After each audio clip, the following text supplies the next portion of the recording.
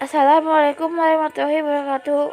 Perkenalkan, nama saya Wida dari 12/7. Saya di sini akan menjelaskan 6 metode pengembangan perangkat lunak yang paling populer. Sekarang kita hidup di era digital di mana segala sesuatu dapat kita kendalikan dengan hanya menggunakan jari-jari kita.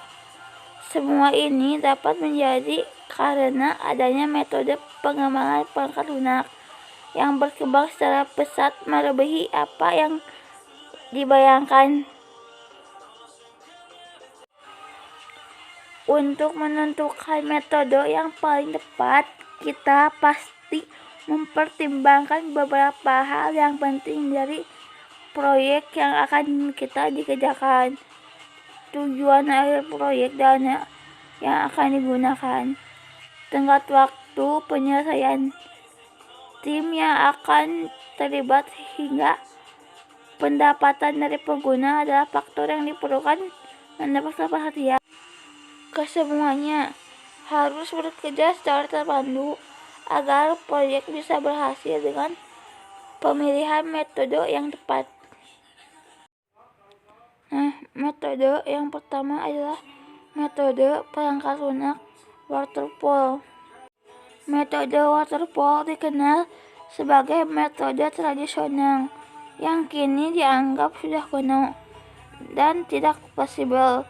Namun, kita perlu belajar banyak dari metode ini, karena metode ini merupakan dasar dari metode-metode baru.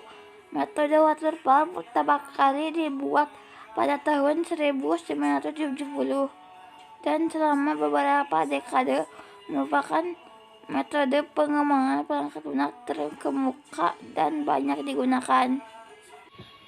Selanjutnya, metode pengembangan perangkat lunak Agile. Metode pengembangan perangkat lunak Agile ini muncul karena keinginan yang besar untuk dapat meninggalkan metode lama atau waterfall yang tidak fleksibel.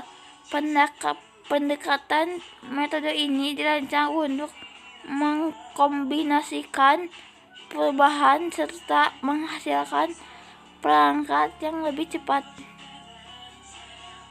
Selanjutnya, pengembangan metode perangkat lunak Scrum. Metode Scrum pada dasarnya meminjam filosofi metode Agile. Dalam hal pengembangan dan penggunaan harus saling bekerja sama secara terus-menerus setiap hari. Cara kerjanya adalah dengan memecah tujuan akhir menjadi beberapa tujuan kecil awal proyek. Selanjutnya, metode pengembangan perangkat lunak RAD. Metode RAD atau Rapid Application Development merupakan proses pengembangan ringkas untuk menghasilkan sistem dengan kualitas tinggi dengan biaya investasi rendah. Biaya pada metode ini dapat ditekan karena memiliki kemampuan menyelesaikan diri secara tepat. Selanjutnya, metode pengembangan perangkat lunak prototype. Metode prototype merupakan metode yang memicu pengembangan hanya membuat contoh resolusi.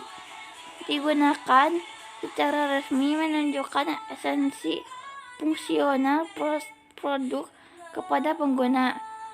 Pengembangan akan melakukan berbagai perubahan yang dilakukan dengan sesuai permintaan pengguna.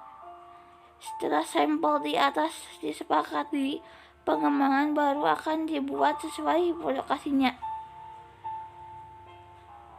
Yang terakhir, metode pengembangan perangkat lunak DevOps.